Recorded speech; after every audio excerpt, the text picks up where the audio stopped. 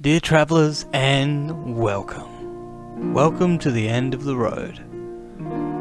That's it, little travellers. I've finally not been able to pretend to tolerate my job. So I've thrown the towel in. And it's a bit of an end of an era for me. And I'm feeling a little bit nostalgic. Because I've been at this job for the past 3 years as an insurance assessor. Heading to people's houses all over Victoria and other states when they're most in need.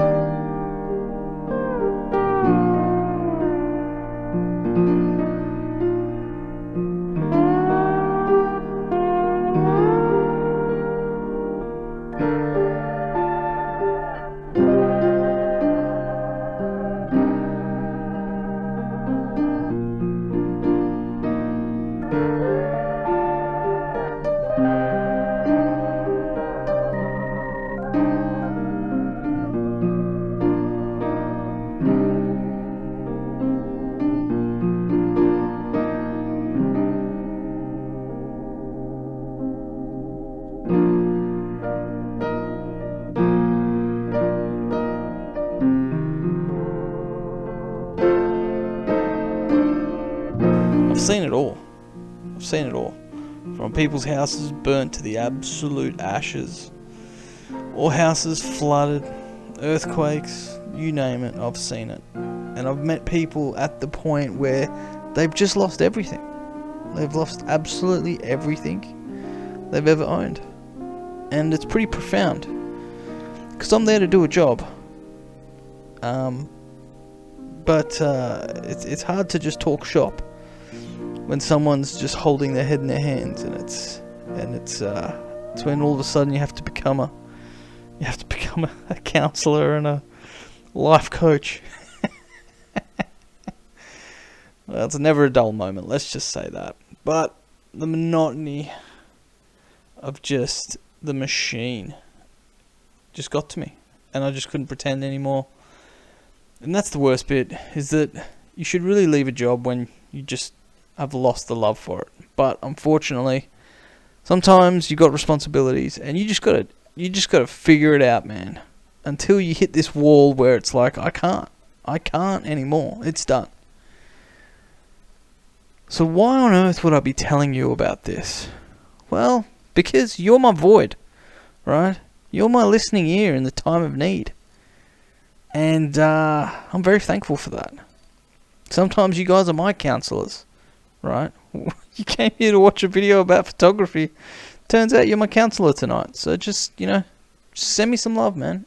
And the reason why I'm making this video is because over that past 3 years, I've had the pleasure of going to some pretty unique places off the beaten track and capturing them. And I think that was the highlight of my career.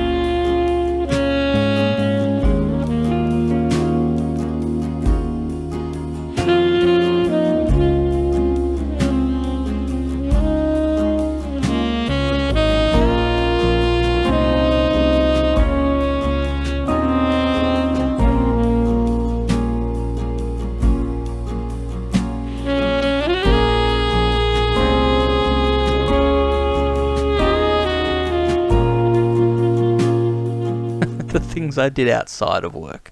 The things I did outside of work. Maybe that should be maybe I should have it. Maybe I should make a zine or something out of this and title it something real edgy. When I wasn't working, something like that. I don't know. Give me some hints down below. Tell me what you think. So we're just gonna roll through some shots, and this is great because if you're not from Australia or Victoria, or probably Australia, you get to see some of the countryside and you get to see some of the rare natural beauties and nature. And I was really blessed to see some pretty cool stuff. So the pictures are probably rolling.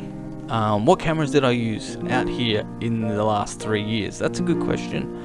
I would say most of the cameras I used were the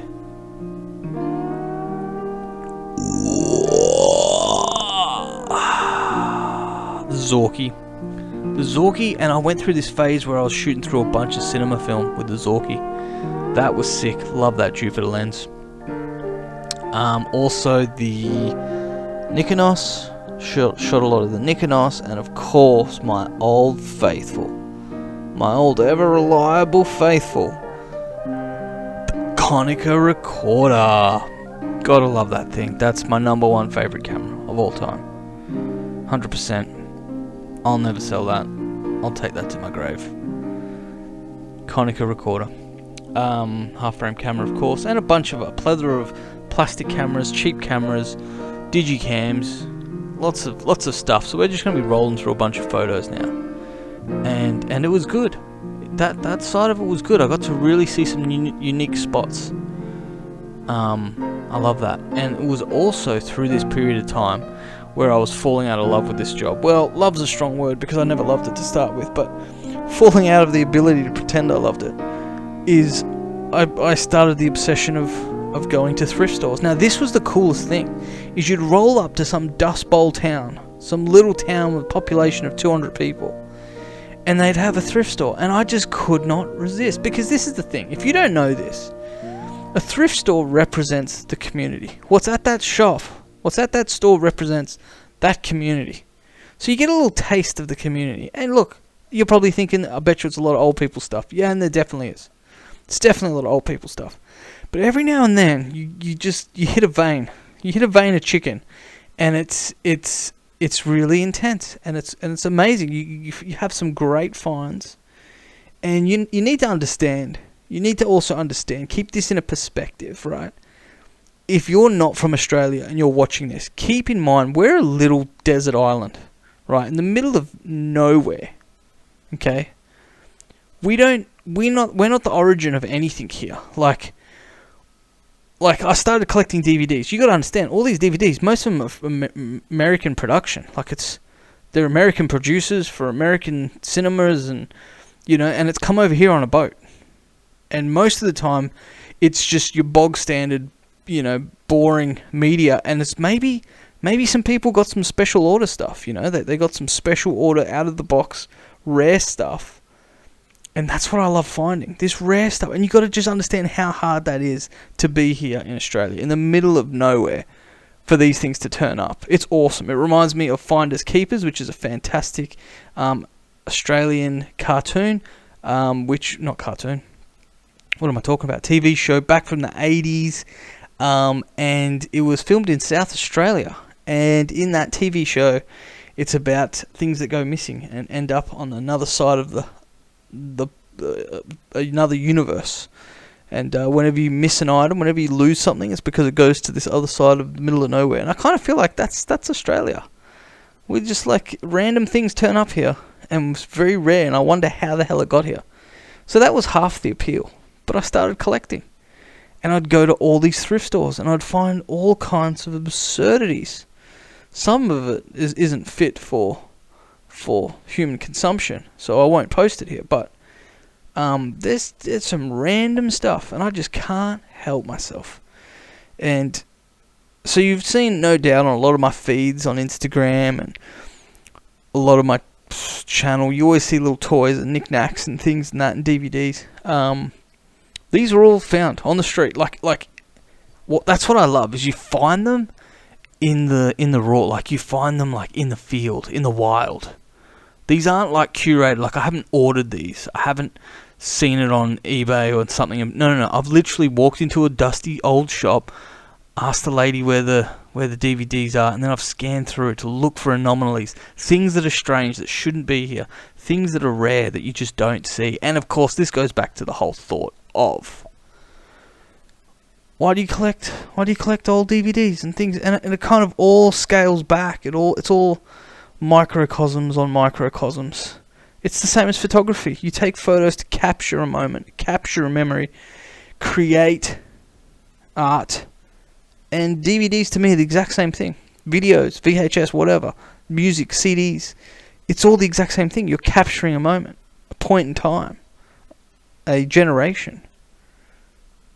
So what better? What better than a DVD to do that with, or a movie, or a poster, or a book? It captures a generation. It's gorgeous. I love it. And it brings back memories. Oh man, it's crazy. And this is the thing as well. This is the other thing. Is you talk about filmic photos, right? Filmic. And there's nothing more filmic than old, 70s, 80s movies. You can feel the grain. You can see the grain. Low budget stuff. It's awesome. It's in like 4:3 aspect ratio. These old movies. It's almost 6:6. Like, almost. It's crazy. No widescreen. Nothing like that. It was rare. It was special to have widescreen. And it's gorgeous. It's like a time capsule. That's really what it is to me. It's a time capsule. So I'm not out here buying, Sons of Anarchy and Suits and, bog standard stuff. Like, I don't care. That stuff can burn in hell. I really don't care, because, I'm not saying it's not good TV shows, whatever. If you like it, go for it. But what I am saying is that,